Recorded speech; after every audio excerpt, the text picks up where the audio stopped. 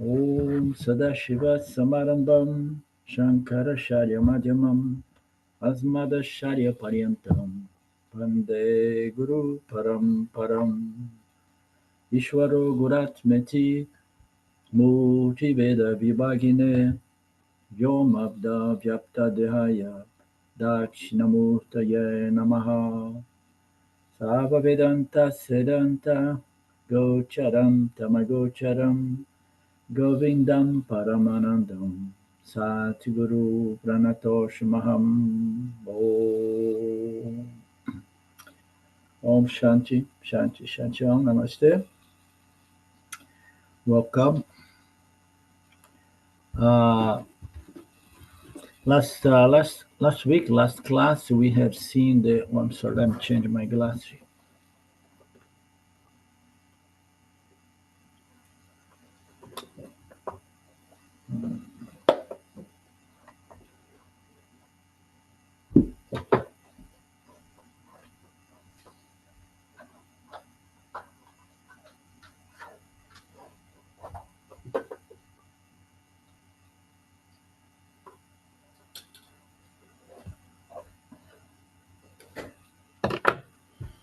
Okay.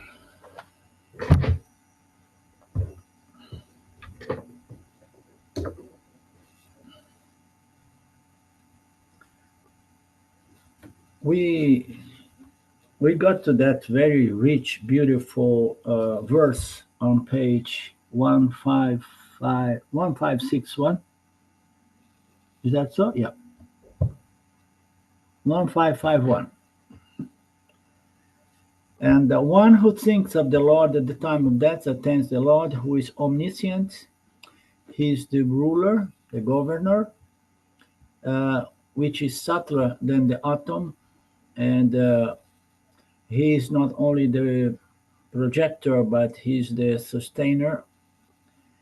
It's incomprehensible to the human intellect, itself effulgent like the sun in analogy, and it is beyond ignorance. So we saw this verse as a very rich one, packed with several features of the Lord, the true Lord, the Nirguna Lord. And then we saw the Swami has unfolded this in 8 features, which were mentioned here in regards to the Nirguna Lord. And I don't want to go through each one of them.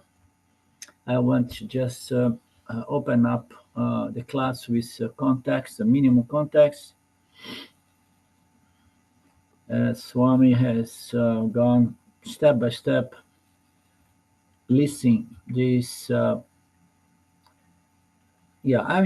prefer to use features rather than attributes because, as we know, the self is attributeless.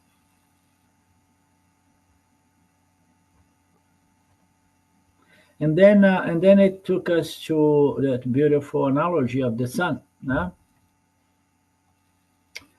The sunlight can illumine everything except one thing. It cannot illumine darkness. And that goes to the last feature in that verse, which says that this Lord is beyond ignorance.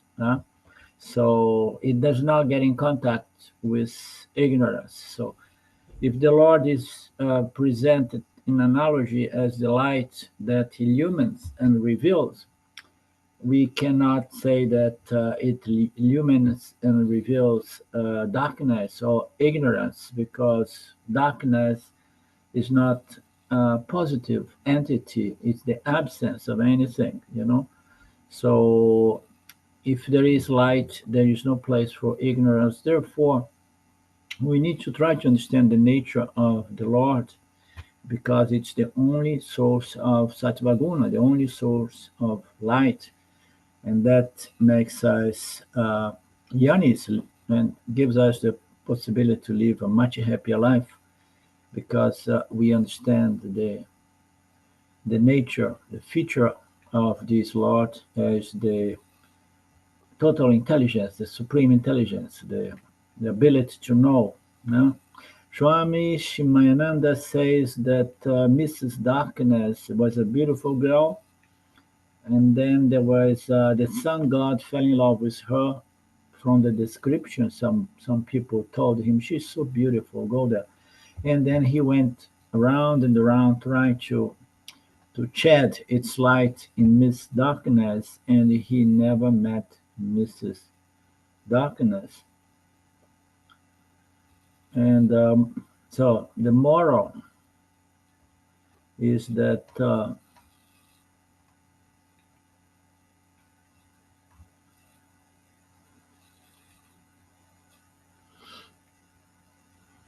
okay, the sun can illumine everything, but it can never illumine darkness, and that presents a certain limitation to the sunlight. Okay, the sunlight, but as we know, every analogy has some problems and limitations. Yeah? And the sunlight is just a pointer, an analogy, a comparison to the light of consciousness, which is beyond any possible limitation. Yeah? So the sunlight cannot illumine darkness, but the light of consciousness is that in which darkness, meaning to say ignorance, and light, meaning to say knowledge, emerge. So it's beyond all pairs of complementary dualities, no, opposite and complementary pairs of duality. So consciousness is that in which darkness and light, meaning to say knowledge and ignorance. But we know that this light of consciousness manifests as pure, intelligent, pure knowledge without any ignorance. And we have seen in the last class, there is a moment that this feature, such as total knowledge, appears as the totality of all knowledge. But as I have mentioned, the most of human knowledge is subject to error. It's not good knowledge. So this totality of all knowledge is the totality of real pure knowledge, pure knowledge, pure sattva guna, the knowledge that allows Ishvara to project and sustain the entire cosmos. So, meaning to say that this light of consciousness is aware of darkness, is aware of ignorance. It sees that ignorance is relevant to the standpoint of the Jivatmas, but this ignorance has nothing to do with Ishvara, in much less with Nirguna Brahman.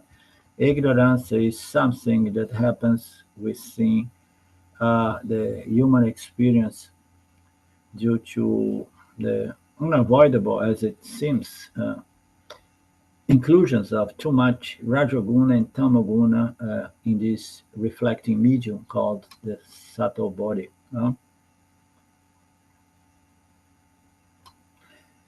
And this Kamopasaka meditates because she wants to remember the nature of God at the time of departure.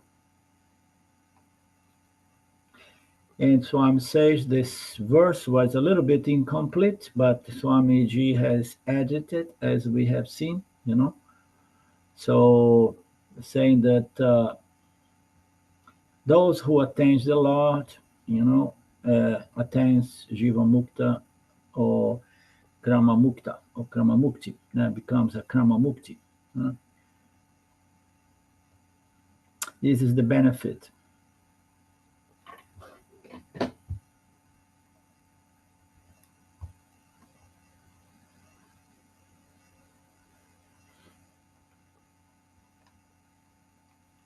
The verse number 10, at the time of death, having properly brought the prana between the eyebrows by the power of yoga, with an undistracted mind endowed with devotion, one attains the divine supreme Lord.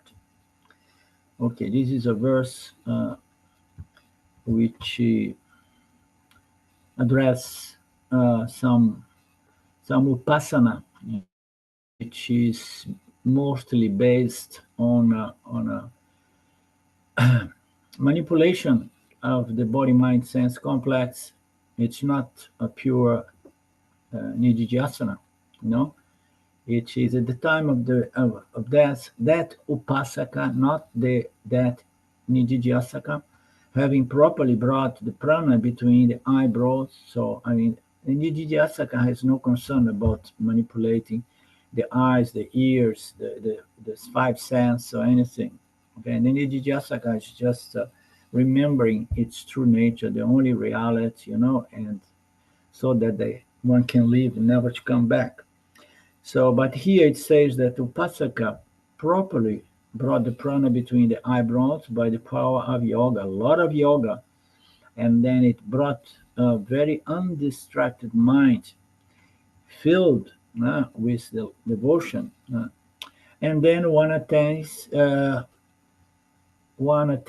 divine supreme Lord. It attains indirectly from what I can see. Okay, it does not attain the understanding directly, but attains the understanding on a second term. You know, because first has to go to Brahma Loka to get self knowledge. Okay, Krishna talks here about an Iskama Upasaka who is remembering God at the time of death, and he is doing practices. You know, sadhanas. You know, at time of death, what he does, he takes the prana, the life energy, you know, the life principle, you know, the vital, intelligent air, uh, and he withdraws from the organs of the body. So instead of letting that awareness, you know, move through this intelligent uh,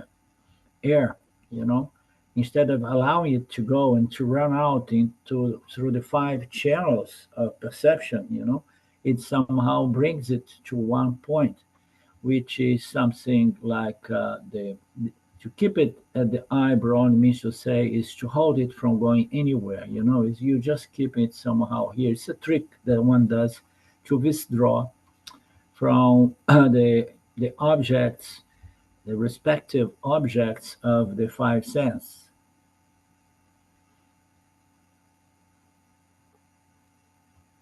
This is a special sadhana, which is not very much a concern to Vedantins. But let's see, in Katha Upanishad, the details are given in regards to this practice, this upasana, this sadhana. Prana is brought into the radium, and the prana is directed through a special channel called sushuma nadi. Channel supposed to open the top of the head and blah blah blah. Brahmaranda passage. So all of those things relate to uh, yoga and kundalini and whatnot, which would allow the, the soul to be able to travel all through the lokas up to the last Brahma Loka. So we have seen it in previous chapter. We have seen the difficulty to develop this discipline to the point of being able to have all this yogic power to go direct to Brahma Loka. It's a direct route to Brahma Loka, but why to have a direct route to Brahma Loka if you have no need for any route to realize that you are already Brahman? That is the only reality. You don't need to go to any Loka to meet a Brahmaji to get Brahma Atma Jnana. Yeah?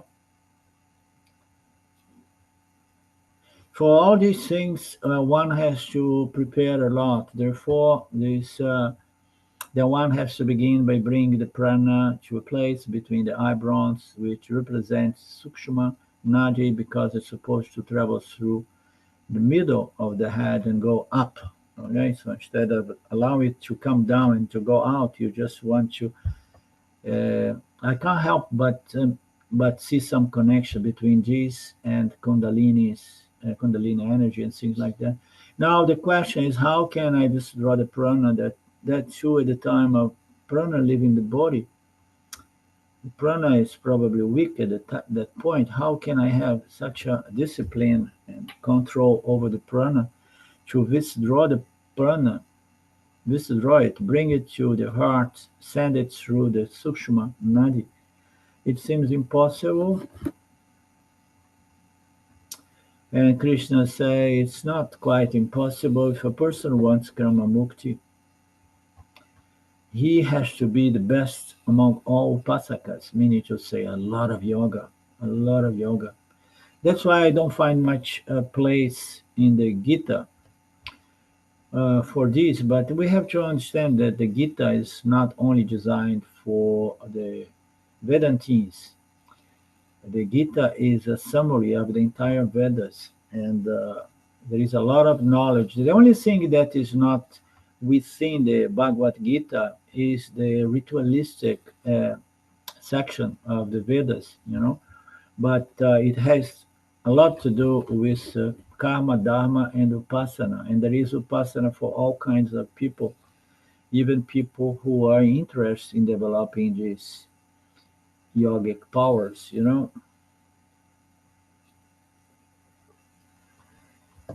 It is difficult, very difficult, but it's possible. There are many people who can control the so-called involuntary actions. We have seen some of these, so we know that how you're going to control your next thought if it's coming from your unconscious mind or subconscious mind, your causal body. You know.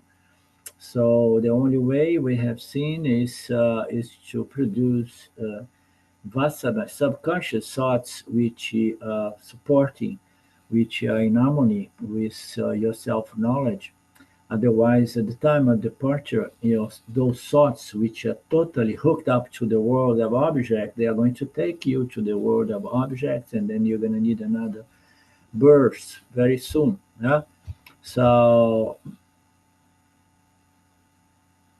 anyway, action which is considered involuntary, like heartbeat, etc., we don't need to bother about that. Ishwara is doing that for us. By the practice of yoga, he can control the uncontrolled, and therefore Krishna says Upasaka must be a yogi if he wants Krama Mukti.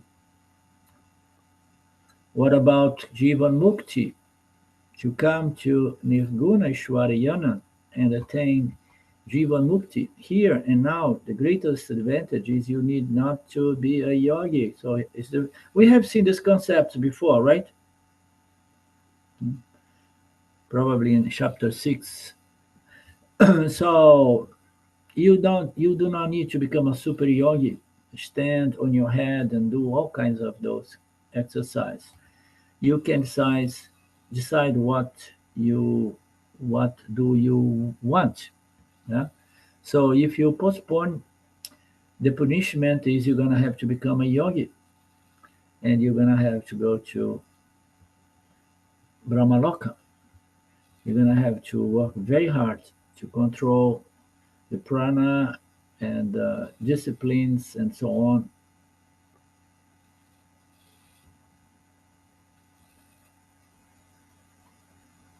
He has to do all these things, and then Swami says that he has to do something else as well. He should enjoy a mind which is very, very steady as well. Not only the quality of the thoughts should be not materialistic, uh, worldly, binding thoughts, but the mind should be very steady, very focused. This is another aspect that needs to be developed. So,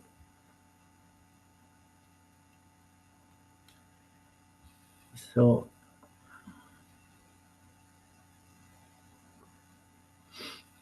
when when at the time of death, not only one should be able to withdraw the prana from the sense organs, you should have a very, very focused, balanced mind, undistracted mind.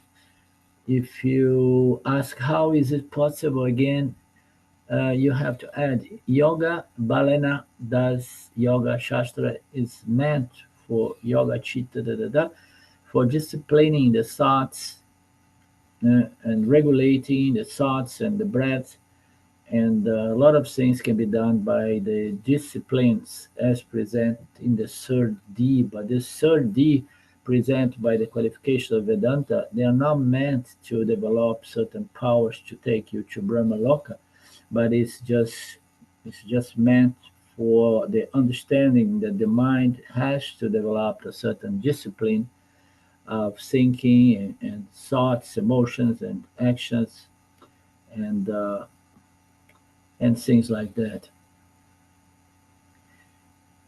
So you see, if you want to go to Brahmaloka, you have to purify the body mind sense complex. If you have to go through the hustle to purify and discipline the mind, improve one's discrimination, vairagya, and control of thoughts, purify the thoughts, the feelings, the emotions, words and deeds and so on. If you have to go through all of that, why don't you use that level of preparedness to do your nididhyasana and be free? Why you gonna want to do all of that to go to Brahmaloka?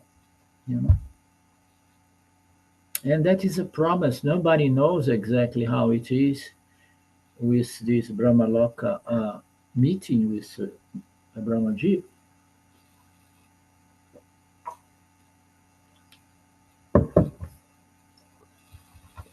And if it was not enough, the next thing is what? You need to be endowed with total devotion, it says, of course. What requires more devotion to become a perfect yogi or to become a perfect yani, or nididhyasaka or upasaka? What requires more devotion? I would say that both requires total devotion, but the difference is that one is going to one that level of devotion, if you are really inquiring to the nature of reality in the lights of the teaching of the Upanishad, that's going to take you to moksha, and the other is going to take you to some mystical powers and travels and experience and some celestial lokas or whatnot. But some people, they are so invested in duality, Lin, that they rather prefer to purify and do all of that so that they can experience a better duality. You understand? And we cannot blame them. They have a huge vasana for duality, for experiencing things.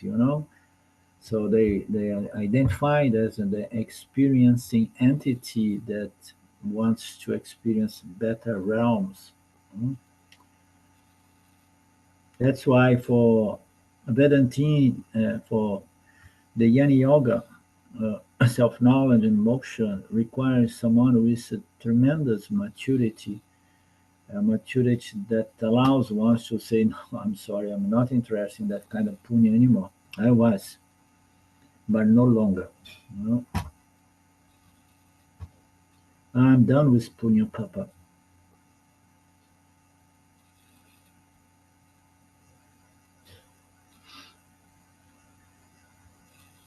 And then not only devotion, which means intense urge should be for understanding the nature of God, nothing else. You need to be a huge yoga balana. For each thing you have to add. Yoga balana has control over the prana. Yoga balana, he can withdraw the mind from the five senses, direct the mind towards the Lord, and so on, in the form of Ishta Devata or any other Devata.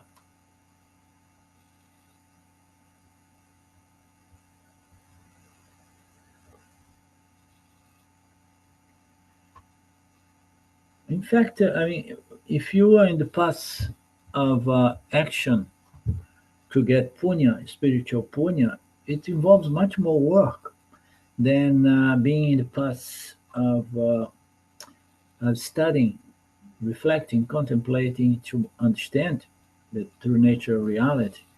So, and Swamiji here and there says that the first one is very complex and difficult.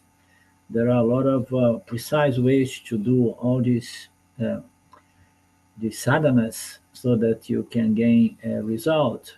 Okay, but which is punya, spiritual punya. But if you want to understand the true nature of reality, you don't need to do all these complexities. You just need to become a good karma yogi, understand the nature of Saguna God, live in harmony with his laws and principles, and developing a certain devotional attitude, and then add some upasana into it, move into the Upanishads, and then contemplate for a few years, and then understand and be free. So it's much simpler, much, much, much simpler, but yet it does not attract people because people love actions to enjoy the results of those actions. And even as a good karma yogi, so people are now now I really got it because I have converted all my worldly actions into an opportunity to serve the Lord and enjoy this beautiful devotion and gratitude and reverence.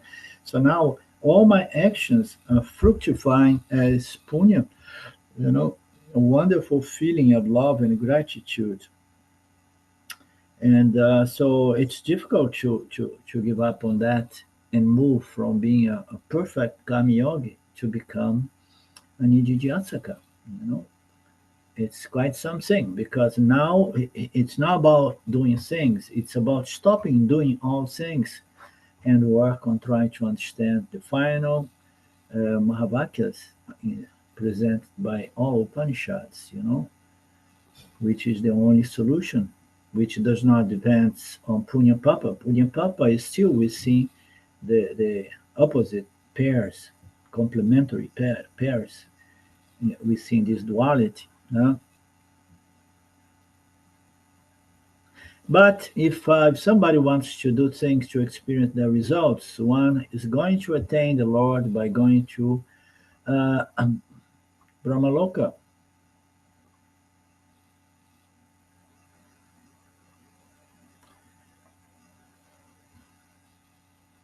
in which Lord in the end you're going to meet. You're going to meet the true Lord, Purusha, the one who indwells in everyone and one who fills up the entire cosmos, such a Lord, and Param, the one who is the highest, the one who is limitless Om and Divyam, the one who is Savyam, uh, the one who is of the nature of consciousness alone, such a Lord, it will be attained after receiving the knowledge from Brahmaji.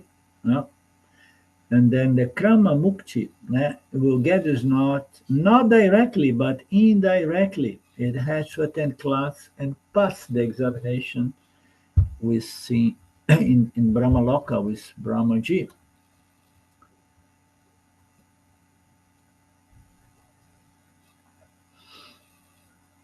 I shall briefly, let me just see who is in here, not the three of us.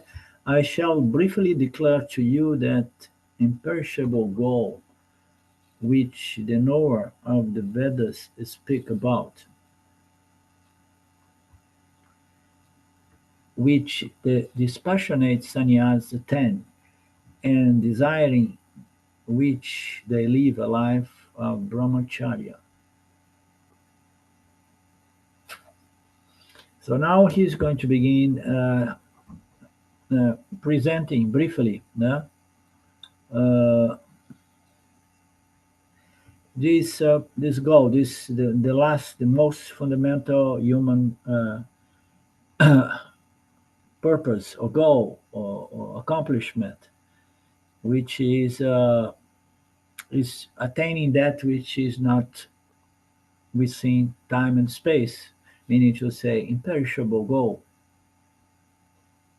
And everyone who knows the Vedas, meaning to say know the Vedas, Veda plus Veda Anta, everyone who got the complete knowledge knows about this imperishable Nirguna Brahman, the only reality, which is dispassionate, which the dispassionate sannyas attain. So you need to develop a lot of dispassion, vairagyan, as a true sannyas, which not necessarily means to say change your clothes and go to live in the forest or in the ashram. You need to be renunciate. You have to renounce the sense of identity as the doer and the enjoyer, and then live free lifestyle. Enter the the Yana Yoga, Vedantic Yana Yoga, and then your dispassion will grow even more. Your discrimination will get sharper and sharper. uh, and then discipline will be more and more available, and observance of dharma and so on. And this person lives a sort of a life of a brahmacharya. So so let's see what Swami means by, what Krishna means by a life of brahmacharya. So it's definitely not a samsaric life. Understand? So here Krishna talks about the glory of the Lord. This destination that is God, all the Veda that learners talks about in the end about this absolute reality in the Mundaka. The ultimate reality is called Aksharam. Aksharam means the imperishable Brahman. The infinite means, which means the only source of security, the only source of happiness, the only source of peace and fullness. The one who has studied the scripture, they talk about that. You know, they know that either directly or as a possibility, but they have heard about it, which is accomplished by a lot of commitment, dedication. Committed seekers only attain this ultimate human goal. Literally, the word yataya means sannyasinaha, and sannyasi represents the one who pursues this spiritual goal. It's a single-mindedly to the exclusion of every other thing.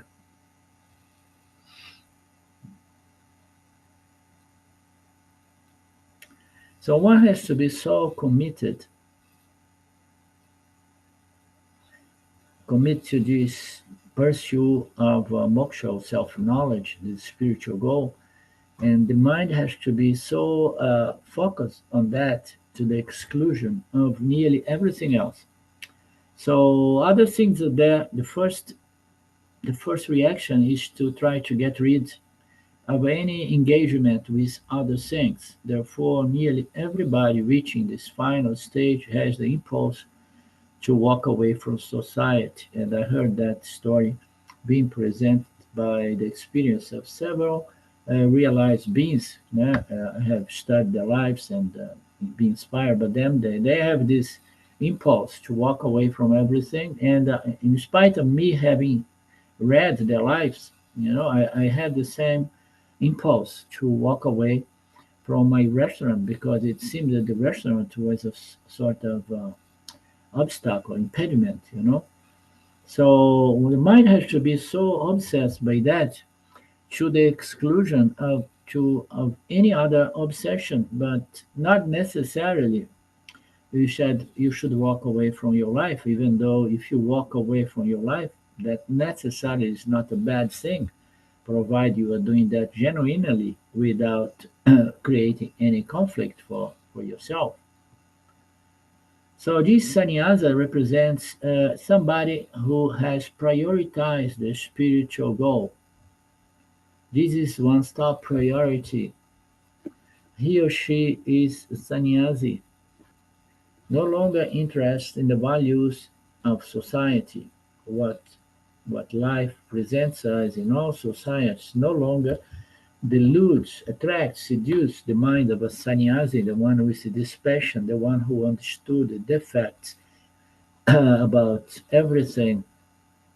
So science presents us as a goal that's going to make us happy and complete and so on, all of that is going to be seen as a false gold, you know.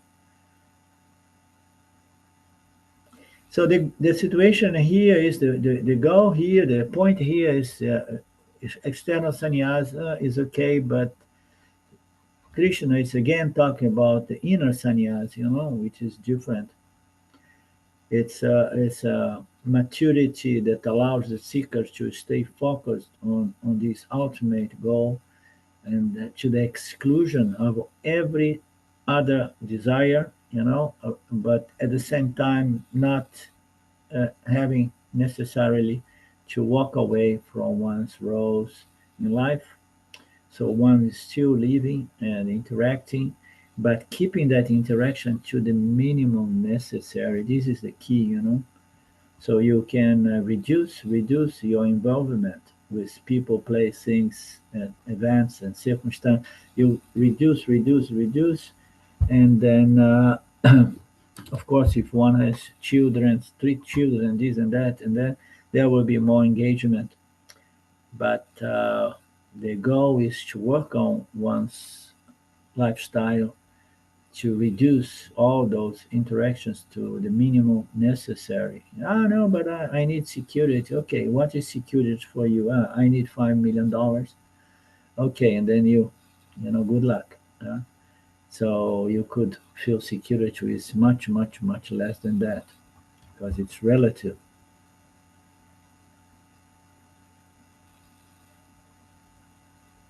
What are the qualifications for being a committed seeker? You know, totally focused on the ultimate goal of life.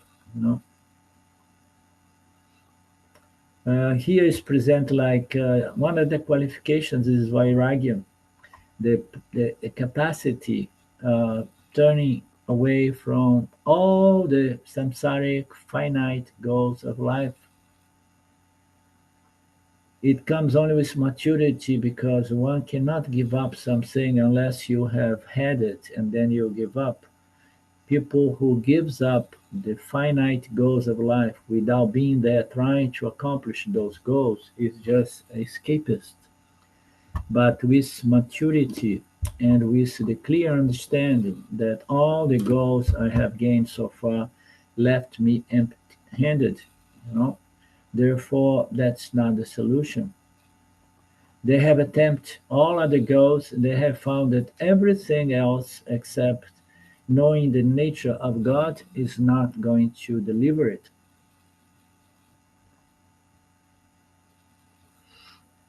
Everything out there is the fact, is finite, and it's going to give us a little taste of fleeting moments of peace, which is quickly disturbed by other desires.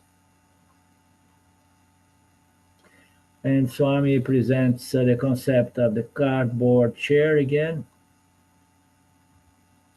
Things of this world can be enjoyed, but don't lean on anything. Don't lean on people, on things, on anything, you know, on punyan, circumstance. Don't lean in your house or your body, huh? Because any and everything will go. So the only thing that won't go is the true nature of God, which is your very intrinsic nature as consciousness.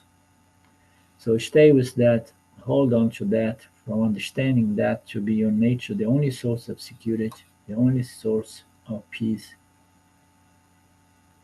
So, but it requires great maturity to get that kind of a perspective, which allows people vairagya, the ability to say, "Oh no, thank you. Have been there, have done that. I'm done with it." You know, I am here now to accomplish the infinite, eternal, higher goal, which was present before a supreme goal or whatever. You know, so I want that only now. All the rest is just a play. It's just a play, but they do not mean anything to a truth seeker, a committed seeker. So such a upasaka, such a nididhyasaka has such a desire for one's final spiritual goal only. And naturally, the seeker, the nididhyasaka, he lives a life of a brahmacharya. And in this context, brahmacharya means total commitment to Shravana, Manana, Nididhyasana. Okay? So what is the brahmacharya pointing to here? Total commitment to this Shravana, Manana, Nididhyasana. Brahma means scriptures, Charya means dwelling, and in the scriptures alone help us describing that nirguna atma reality, which is the true nature of the Atma of Brahman, Atma of Ishvara, and Atma of the Jiva. Krishna says about the nature of that Brahman or that Ishvara. You know? And we do not need to go back there, but Swami is going to briefly remind us of the nature of Ishvara and the promise to define the nature of Ishvara here. And he promised to define the nature of Ishvara here, but he gives the definition later on. In the verse 20, 21, and 22, he's going to more extensively define the nature of Ishvara. But here he promised to give the definition. I shall define that briefly to you. And we might forget Krishna's promise, but Krishna remembers it. We might forget Krishna's promise, but Krishna never do so, never does so. Remembers it. He is going to give it later. Oh yes, Swamiji, I forgot that Krishna has announced or promised that.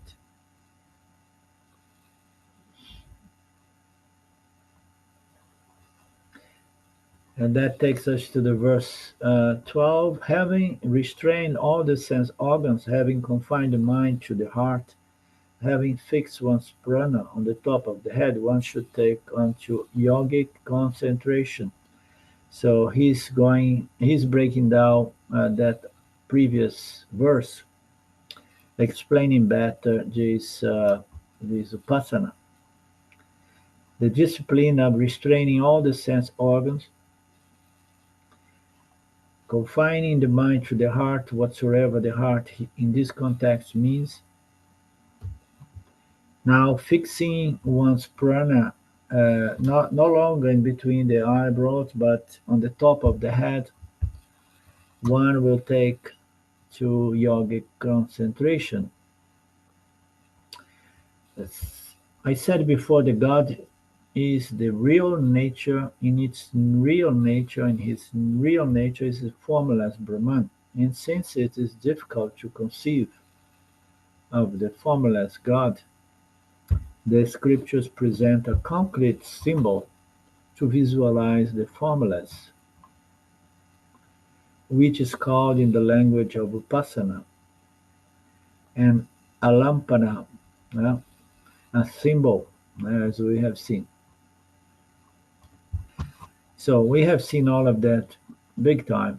So if one wants to do upasana for the sake of developing focus or one pointedness, one needs to, more often than not, to have a more concrete symbol of Brahman, okay? Because otherwise you have only some concepts, some Upanishadic declarations that you have to keep meditating upon, which is a little different from just doing upasana, which means to say holding the mind on any specific symbol of God. So if we want to have that kind of upasana, and if you are entering into the nididhyasana, which means a formless Brahman, and then still you may need a symbol which is a little bit more concrete, represent the abstract Brahman. Uh, this is called alampadam. There are two kinds of alampadams. One is called prachima alampadam, and the other is pratika alampadam. Prachima alampana is a symbol which has got all the limbs or organs like a head, hands, leg, blah, blah, blah, blah, blah. Here the Lord is symbolized by a deity, personified as if in a human body. If there is a Rama pictures there and so on, so similar Krishna. This is one kind of more gross, more tangible, more concrete symbol of the infinite Brahman.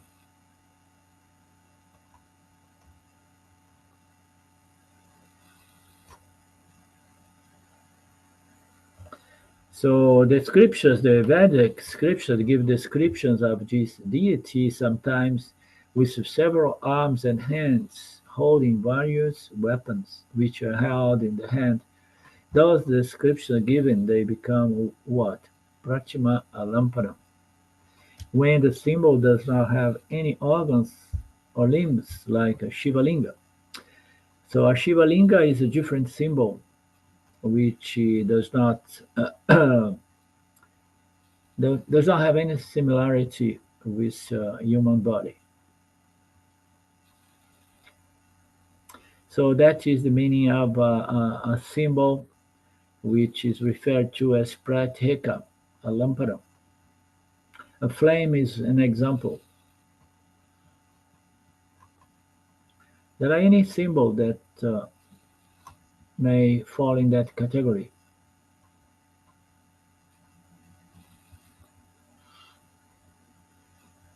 The prana, if you like to do pranayama, so that is another symbol of God, a beautiful symbol of God. Even more subtle than that is the silence. Silence is also another more tangible, more subtle, but yet we see the tangible, the gross symbol of Brahman. Is Brahman symbolized as a state of silence and peace. Okay, those are even more less gross, less what is the word here, less concrete symbols.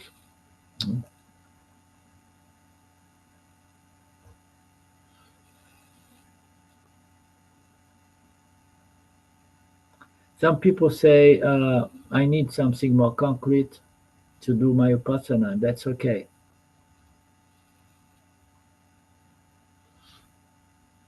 You can use a symbol such as Om or Omkara.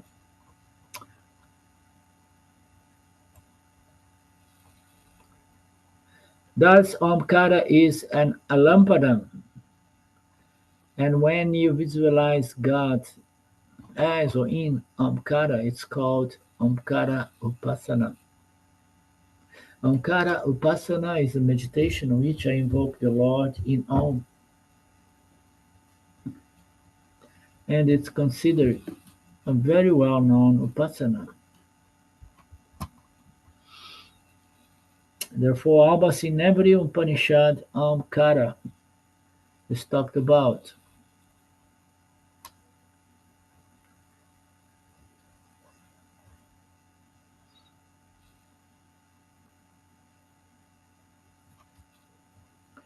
And since Omkara is very popular on several Upanishads, Krishna takes that into the Bhagavad Gita and talks about that in these chapters. Omkara Upasana is popular. Krishna borrows this from certain from the Upanishads. And it's going to talk about this in the verse 12 and 13.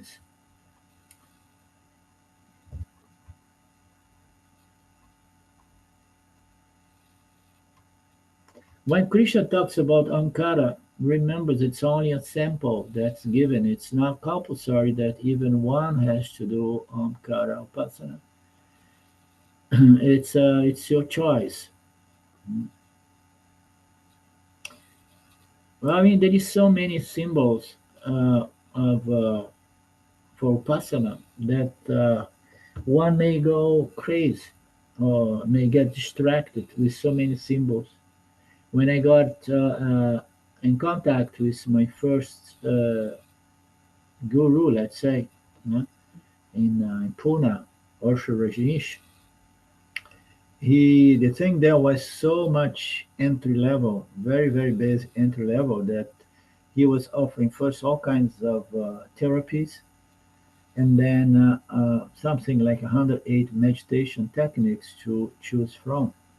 But none of those meditations were using uh, an object as a symbol of God. It was just some technologies to calm down the mind and to silence, some peace, But there was never anything including uh, an object of meditation representing God, just to give an idea of how elementary everything was there.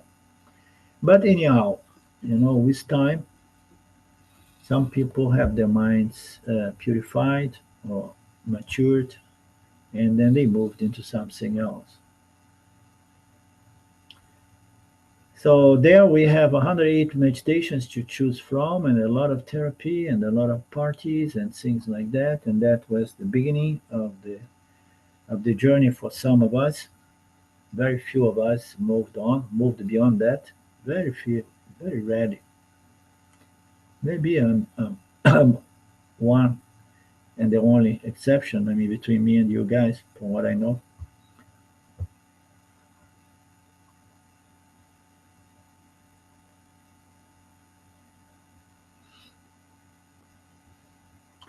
So I'm just saying that there is a long list of uh,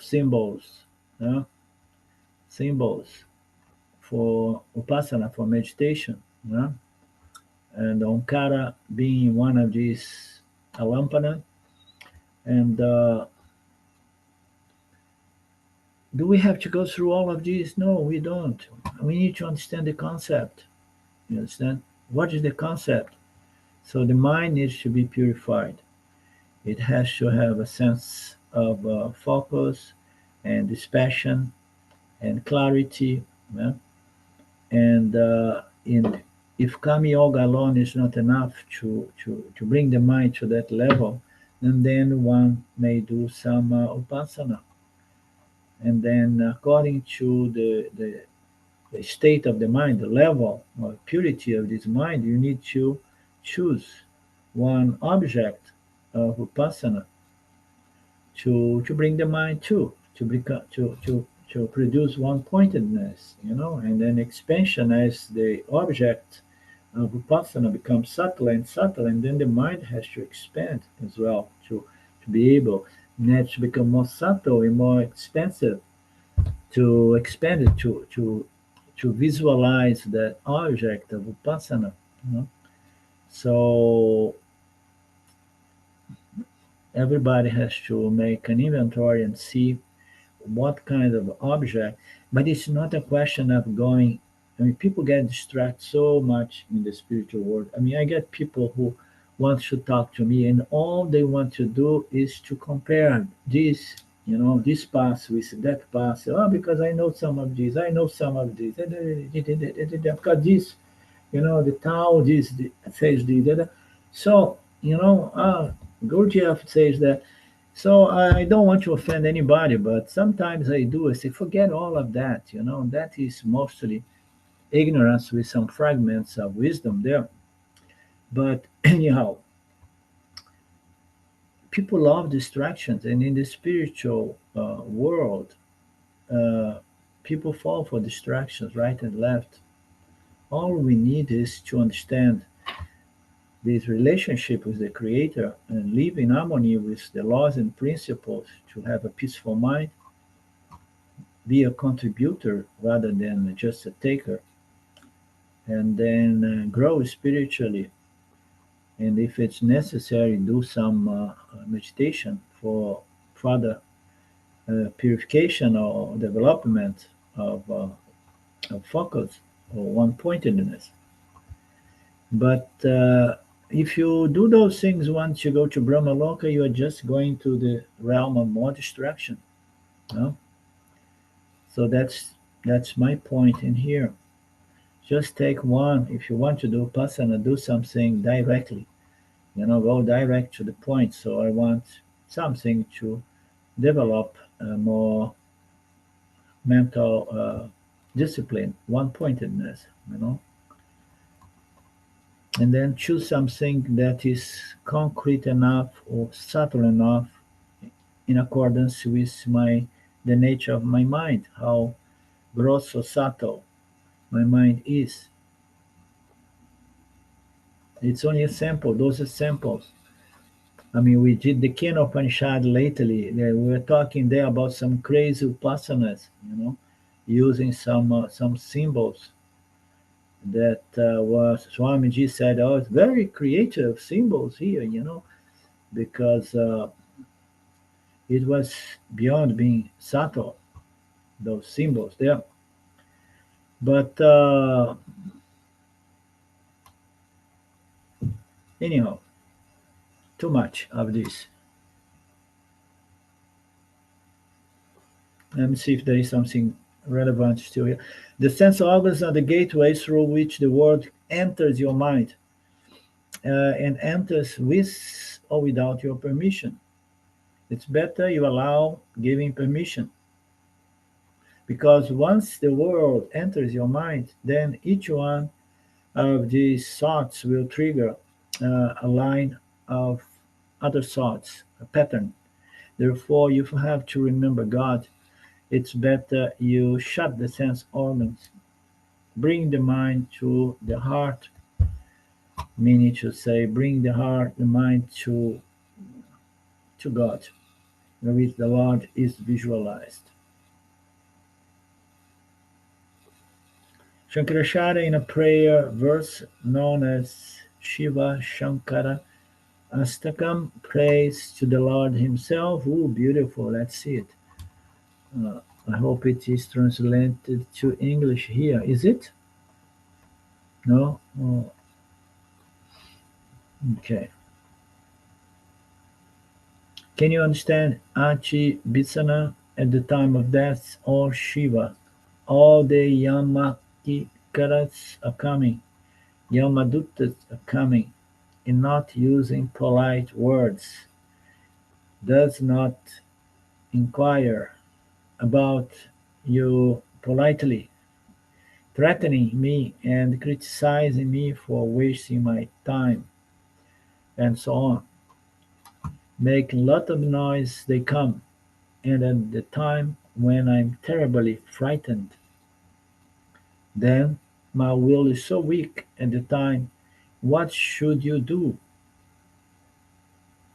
Now itself I'm booking you. What should you do? You should come into my heart to rescue me, and not alone.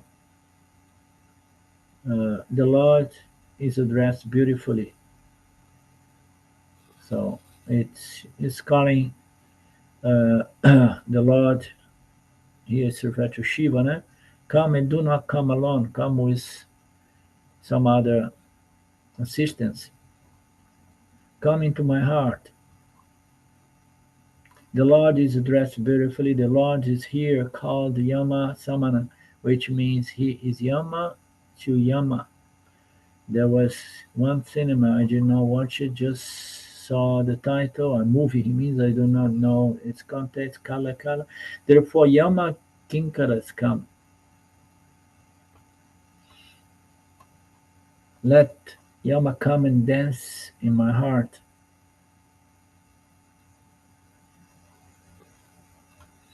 So we seek the Lord's grace. It's a beautiful verse.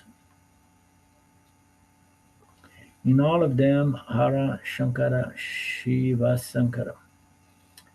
Okay, therefore, having withdrawn the mind and placed in the heart the same old story, the prana should be withdrawn from the channels going out into the world and should be brought to the center of your being, or the heart, or the top of your head, the top of the head where the sukshma nadi emerge out. Okay, okay. What should the mind be doing at that time? One should practice the yogic concentration. Dharana means focusing, dwelling, concentrating. How is it possible, if you ask? It should have been practiced earlier, of course. And then once the time comes, I know that all these things are going to go away anyway. Therefore, I should seek my way out. I have till now done everything for the family. Now let me look for my way. So a person should practice yoga, dharana, which is suggested here as Omkara Upasana. And Swami says that Krishna is going to address a little bit of this Omkara meditation.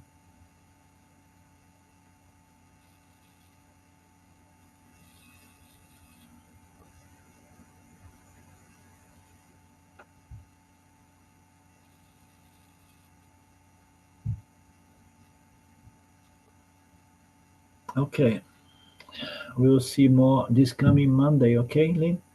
And then we see what we do next week. I hope I'm going to be feeling better because I'm still feeling tired. I'm suffering this jet lag more than I could imagine. All the age is coming. Om Purnamada Purnamidam Purnamudachyate Purnasya Purnamadaya Purnamevavashishate Om Shanti Shanti Shanti Om. Namaste. See you soon again next Monday. Love you, hug you. Thank you. Thank you. Thanks, Narendra.